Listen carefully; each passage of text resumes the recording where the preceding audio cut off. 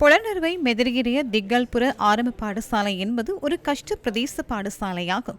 அதேபோன்று அது ஒரு பின்தங்கிய கிராமமுமாகும்.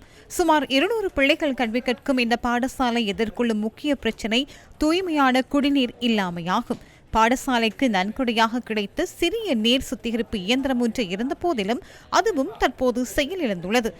பாடசாலையில் உள்ள கிணற்றிலிருந்து மோட்டார் மூலம் நீர் பெறப்பட்டாலும் அதில் உவர்த்தன்மை அதிகமாக காணப்படுவதால் அது குடிப்பதற்கு உகந்ததல்ல. நீர் சுத்திகரிப்பு இயந்திரம் ஒன்றை தேடி செல்வதாயின் இக்கிராம மக்கள் சுமார் 5 கிலோமீட்டர் தூரம் பயணிக்க வேண்டும். இந்த பிரச்சினை கடிதம் மூலம் கம்மெந்தவுக்கு தெரியப்படுத்தப்பட்டது. அதன் பின்னர் மேற்கொள்ளப்பட்ட கள ஆய்வை தொடர்ந்து கம்மெந்த தனது மற்றொரு திட்டமாக இதனை தெரிவு செய்தது.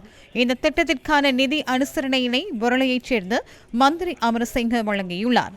அதற்கமைய திக்கல்புர ஆரம்ப பாடசாலை வளாகத்தில் பல வருடங்களாக நிலவி வந்த இப்பிரச்சினைக்கு கம்மெதுவினால் நாளை தீர்வு வழங்கப்பட உள்ளது.